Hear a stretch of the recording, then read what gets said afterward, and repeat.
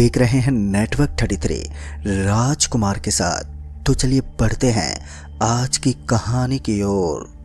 दोस्तों, रात के लगभग 2 बजे जब मैं और मेरा दोस्त संगम हम दोनों स्टेशन पर रुके थे, तो उस वक्त हमारे साथ कुछ ऐसा हुआ जिसे हम अगर आज भी याद कर लेते हैं तो हमारी रूह तक कपकपा जाती है। हम आज भी उस रात को भुला नहीं पाते। वो रात हमारे लिए एक मौत की रात बन गई थी। स्टेशन में जब हम पहुंचे तो उसके बाद हमने देखा कि वहां पर कोई भी मौजूद ही नहीं था, लेकिन वहां पर एक लड़का और लड़की मौजूद थे। उन दोनों को देखकर हम दोनों अपनी जगह पर पहुंच गए, लेकिन कुछ देर में ही वो दोनों लोग हमारे सामने से गायब हो गए। और उन दोनों को वहां से गायब होता देख हम दोनों को थोड़ा अचंभव तो हुआ, लेकिन हमने ध्यान नहीं दिया। पर जब संगम बाथरूम करने के लिए गया और उसके बाद वो वापस नहीं आया, तो मैं उसे ढूंढने के लिए गया। लेकिन उसके बाद मैंने जो देखा उसे देखकर तो मेरे पैरों तले जमीन ही खिसक गई, क्योंकि उन दोनों की लाशें वहीं पर पड़ी हुई मिली। उस वक्त संगम भी बहुत डरा हुआ था, लेकिन उसके बाद उन लाशों ने हमारे साथ जो किया उसे अगर हम याद कर लेते हैं तो आज भी हम कांप उठते हैं। तो दोस्तों, क्या हुआ था हमारे साथ उस रात उस स्टेशन में, ये तमाम खौफनाक बातें सुनने के बाद आप लोग भी डर से सहम जाओगे, क्योंकि ये घटना कुछ है ही ऐसी डरावनी। दोस्तों, ठंडियों का महीना चल रहा था। संगम जो कि बड़ी जाति का लड़का था और मैं एक छोटी जाति से हूँ। हम दोनों बहुत ही अच्छे दोस्त थे और आज भी उसका घर मेरे बगल में है। और उस वक्त हम दोनों साथ में घुमा फिरा करते थे और साथ ही उनके घर वाले और हमारे घर वाले में काफ़ी अच्छी बनती थी। एक दिन हम दोनों को कानपुर जाना पड़ गया। दरअसल संगम को कानपुर में पेपर देने के लिए जाना था और उसका पेपर देना बहुत ही ज़रूरी था, जिसके चलते हमने सोचा कि हम दोनों रात के 2 बजे वाली ट्रेन पकड़ते हैं और वो हमें सुबह 5 बजे उतार देगी और उसके बाद तू आराम से पेपर भी दे देगा। मेरी बात सुनने के बाद उसने भी हामी भर दी और उसके बाद हमने तय किया कि हम रात के 11 बजे स्टेशन पहुंच जाएंगे। दोस्तों, यही सब सोचने के बाद हमने ये बात अपने दोस्त नसीम को भी बता दी, ताकि वो हमें स्टेशन तक अपनी मोटरसाइकिल से छोड़ दे, जिस पर वो राजी भी हो गया। हमें भी चिंता नहीं थी, इसलिए अब हम आज की रात ही निकल जाएंगे। हम दोनों 7 बजे ही सो गए और फिर जब समय हुआ तो उसके बाद हम उठे और फिर नसीम को बुलाने के बाद हम घर से निकल गए। जब हम घर से निकले थे तो हमें रास्ते पर काली बिल्ली मरी हुई मिली थी, लेकिन खैर हमने उस वक्त इन सब बातों पर ध्यान ही नहीं दिया और हम अपने रास्ते निकल पड़े। उस वक्त रोड पर पूरा सन्नाटा पसरा हुआ था। एक भी गाड़ी हमें दिखाई नहीं दे रही थी, क्योंकि गांव का रोड था और गांव के रोड पर तो गाड़ियों का आना जाना जल्दी ही बंद हो जाता है।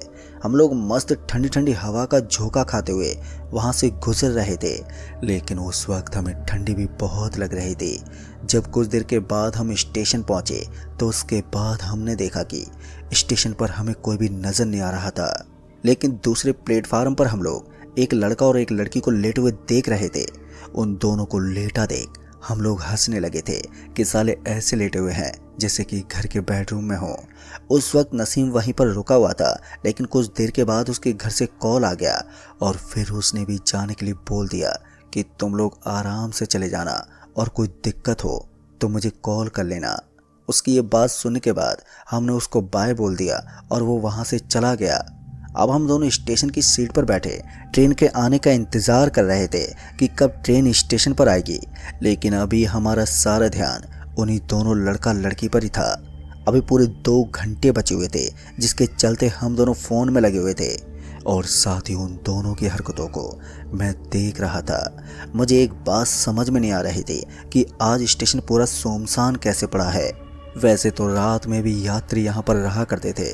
हमारा यहाँ का स्टेशन बहुत ही छोटा था और मैं अभी फ़ोन ही चला रहा था कि तभी संगम ने कहा, भाई यार बहुत तेज़ टॉयलेट लगी है मुझे, तू यहीं पर बैठ, मैं अभी करके आता हूँ। उसकी ये बात सुनते ही मैंने उससे बोला, अच्छा ठीक है।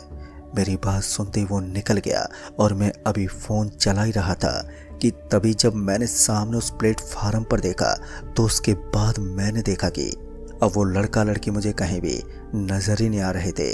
उन दोनों को ना देखकर मेरे तो होश ही उड़ गए। मुझे उस वक्त कुछ भी समझ में नहीं आया कि साले ये दोनों कहाँ पर चले गए। मैंने उन दोनों को स्टेशन पर चारों ओर देखा, लेकिन वो दोनों मुझे कहीं भी नजर ही नहीं आए। उनके नज़र न आने पर मुझे थोड़ा अजीब लगा कि आखिर ऐसा कैसे हो सकता है कि कोई भी इंसान एक पल में मेरी आंखों से ऐसे ओझल हो सके। अभी मेरे मन में यही सब ख्याल ही चल रहे थे कि तभी मैंने देखा कि संगम अभी तक वापस नहीं लौटा। संगम को वापस ना लौटा देख मैं अब थोड़ा घबराने लगा था कि आखिर ये गया तो गया कहाँ। समय ज़्यादा होने के कारण मुझे थोड़ी चिंता सताने लगी थी, जिसके चलते मैं वहाँ से उठा और उसके बाद मैं उसी तरफ जाने लगा जिस तरफ संगम गया हुआ था। फिर जब मैं स्टेशन के बने टॉयलेट में गया तो उसके बाद मैंने देखा कि वहाँ पर मुझे कोई नहीं दिखा। जब मुझे संगम वहाँ पर नहीं दिखा तो उसके बाद मैं और भी आगे गया, लेकिन जैसे ही मैं थोड़ा आगे गया तो उसके बाद मैंने देखा कि संगम वहीं पास में ही चुपचाप बैठा हुआ था। उसको वहाँ पर ऐसे चुपचाप बैठा देखकर मैं उस पर ज़ोर से चिल्लाया और उसके बाद मैंने उससे बोला, अबे यहाँ पर तू क्या कर रहा है? मैं वहाँ पर तेरा इंतज़ार करते करते घबरा गया था।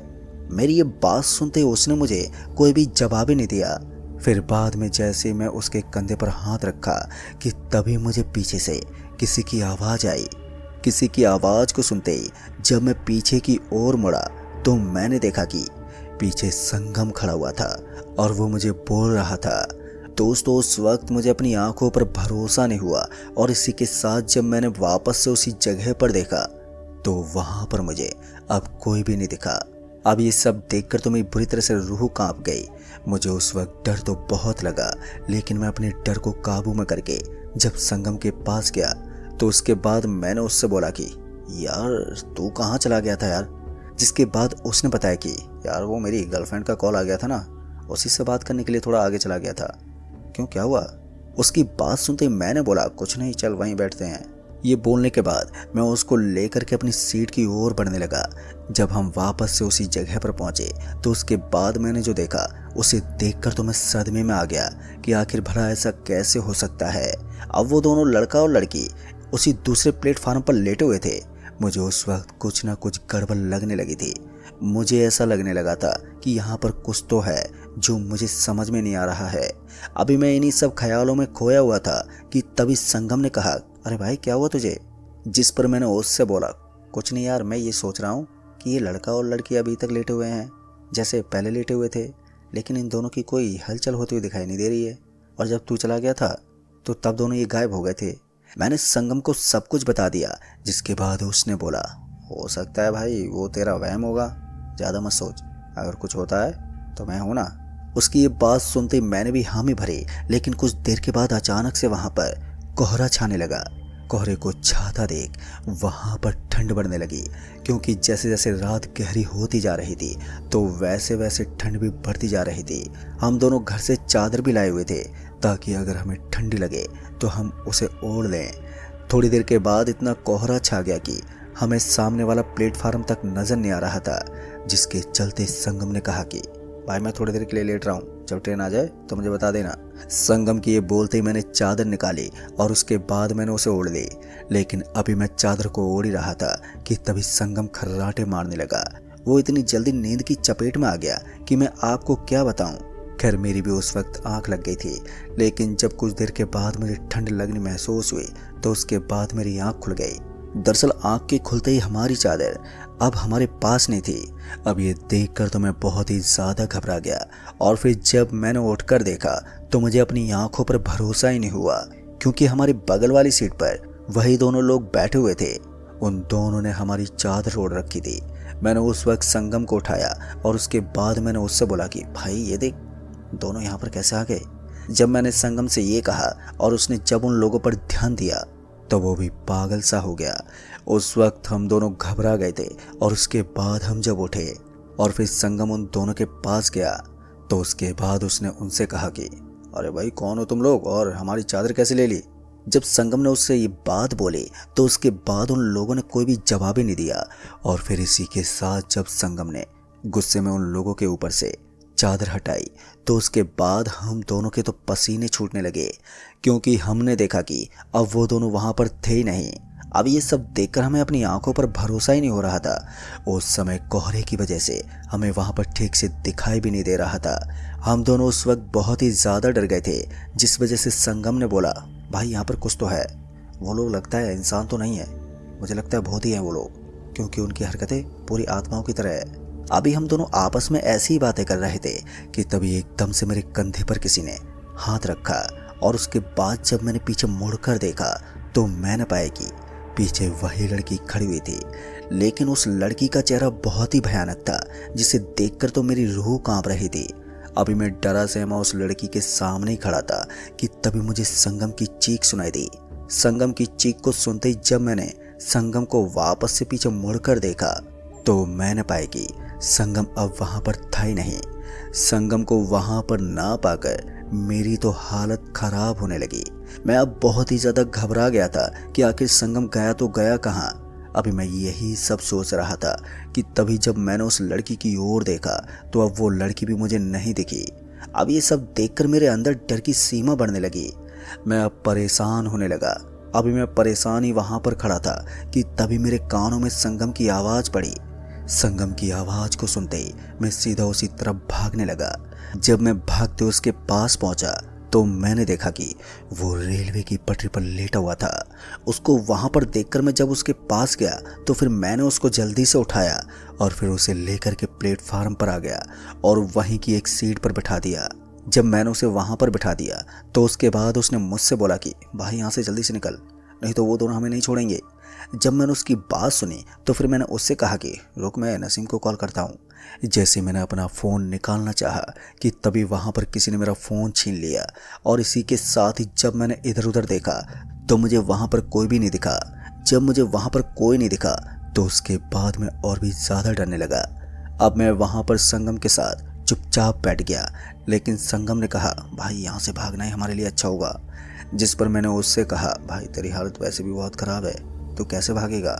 जब मैंने उससे ये बोला तो उसके बाद वो उठ गया और उसने कहा कि यहीं पर बैठे बैठे ट्रेन के आने का इंतज़ार करते हैं, कुछ देर के बाद ट्रेन भी आने वाली है।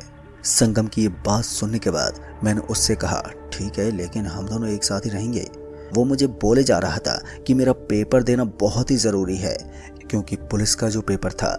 खैर उस वक्त हम दोनों डरे से हमें वहीं पर बैठे रहे और उसके कुछ देर के बाद ही अचानक से वहाँ पर ठंड बढ़ने लगी। ठंड की वजह से हम दोनों बुरी तरह से कांपने लगे। मुझे उस वक्त कुछ भी समझ में नहीं आ रहा था कि आज स्टेशन में ये सब हो क्या रहा है। मैं उस वक्त यही सब सोच रहा था कि तभी एक लड़की की चीख हमारे कानों में पड़ी, जैसे कि उसे कोई मार रहा हो। जब मैंने वो चीख सुनी तो उसके बाद मैंने अपने आसपास देखा, लेकिन मुझे वहाँ पर कोई नजर ही नहीं आया। लेकिन वो चीख आनी बंद नहीं हुई, जिसके चलते मैंने संगम को बोला भाई तू यहीं पर बैठ, मैं देखता हूँ ये कौन है। क्योंकि वो चीख मेरे पीछे से आ रही थी, जिस वजह से मैंने सोचा कि मैं एक बार जाकर देख लूँ कि शायद कोई लड़की ना हो। दोस्तों यही सब सोचकर जब मैं वहाँ पर गया तो उसके बाद मैंने देखा कि वहाँ पर मुझे कोई भी नहीं दिखा। लेकिन अचानक से किसी ने मुझे धक्का मारा और ट्रेन की पटरी पर मैं जाकर गिर पड़ा, जिस वजह से मुझे काफ़ी चोट आ गई। लेकिन जब मैंने वहाँ से उठने की कोशिश की तो उसके बाद मैं वहाँ से चाहकर भी नहीं उठ पा रहा था। मैं उठने के लिए दम तो लगा रहा था, लेकिन उसका कोई भी फ़ायदा नहीं हो रहा था। और जब मैंने संगम को आवाज़ लगानी चाही तो उसके बाद मेरे मुंह से आवाज़ भी नहीं निकली। मैं बोल तो रहा था लेकिन मेरे मुंह से आवाज़ नहीं निकल रही थी। मैं वहाँ पर इस कदर डर चुका था कि मुझे खुद ऐसा लगने लगा था कि अब मैं मरने वाला हूँ। मेरे मन में अभी यही सब सवाल उमड़ रहे थे कि तभी मैंने पाया कि मेरे बगल में वही लड़की और वही आदमी दोनों तरफ लेटे हुए मुझे घूरे जा रहे थे, वो भी भयानक भरी नज़रों से। और इसके साथ ही सामने से ट्रेन भी मुझे आती हुई दिखाई दे रही थी। उस समय मैं बहुत ही ज़्यादा डर चुका था, क्योंकि एक तरफ ये दोनों भयानक रूप में थे और ऊपर से ट्रेन भी सामने से आ रही थी। फिर उस वक्त मेरे दिमाग में अपने कुल देवता की सूझी। मैंने उनका नाम लेना शुरू किया और उसी के साथ ही मैं पूरी जान लगा कर उठा और उसके बाद अपने प्लेटफार्म पर चढ़ गया। जैसे ही मैं ऊपर चढ़ा कि तभी ट्रेन भी वहाँ पर आ गई और मैं वहाँ से भागते हुए संगम के पास गया। और उसके बाद उसने बोला तू कहाँ चला गया था, देख ट्रेन आ गई है। ट्रेन जैसे स्टेशन पर रुकी कि मैं उस पर जल्दी से चढ़ गया। जब हम ट्रेन में चढ़े तो उसके बाद मैं बहुत ही ज़्यादा डरा हुआ था। संगम मुझे देखकर बोल रहा था क्या हुआ तेरे साथ, लेकिन उस वक्त मैंने उससे कुछ नहीं बोला। और उसके बाद ट्रेन भी वहाँ से चल पड़ी। ट्रेन के वहाँ से निकलने के बाद हम लोग समय पर कानपुर पहुँच गए और उसके बाद मैंने संगम का पेपर दिलवाया। और फिर जब उसका पेपर हो गया तो हम शाम की गाड़ी से वहाँ से वापस अपने घर आ गए। दोस्तों घर पर आने के बाद मैं बहुत ही बीमार हो गया और उसके बाद मैंने डॉक्टर को दिखाया, पर फिर भी मुझे आराम नहीं हुआ। जब मुझे आराम नहीं मिला तो उसके बाद मैंने और संगम ने वो सारी बात घर वालों को बता दी। घर वालों को बात बताने के बाद घर वालों ने हमें बहुत चिल्लाया और उन्होंने कहा कि ये बात हमें पहले क्यों नहीं बताई। घर वाले मुझे एक बाबा के पास ले गए जो कि हमारे गांव में रहा करते थे और वो इन सब चीज़ों को ठीक कर देते थे। जब मैं उनके पास पहुंचा तो मैं उसकी आवाज़ सुनकर उसके पास नहीं जाना था। उनकी ये बात सुनकर ही मैं हैरान हो गया। दरअसल उन्होंने बताया कि कुछ दिन पहले उन दोनों की मौत उसी स्टेशन पर हुई थी और उनकी आत्मा तुम पर हावी है। उनकी ये बात सुनते मैं हैरान हो गया और बाबा से कहने लगा कि बाबा मुझे कैसे भी करके इससे छुटकारा दिलवा दो। मेरी बात सुनने के बाद उन्होंने बोला कि तुम दोनों ठीक हो जाओगे। फिर उन बाबा ने मुझे हवन में रखी हुई राख को खाने को दिया और उसके बाद उन्होंने मुझे एक ताबीज़ भी दी ताकि मुझे डर ना लगे और फिर उन्होंने मेरे ऊपर मंत्र फूके। अब ये सब करने के बाद मैं बिल्कुल ठीक हो गया था। लेकिन दोस्तों मैं स्टेशन में फिर कभी रात के वक्त नहीं गया और ना कभी जाऊंगा और मेरे फ़ोन का भी आज तक कोई भी अता पता नहीं चला कि आखिर मेरा फ़ोन कौन चला रहा है। तो दोस्तों इस कहानी में बस इतना ही। कहानी आपको पसंद आई हो तो वीडियो को लाइक शेयर कमेंट ज़रूर कर दें। तो मैं आपका दोस्त राजकुमार जल्द ही मिलूंगा ऐसी एक और डरावनी भूतिया घटना के साथ। तब तक के लिए बाय एंड टेक केयर।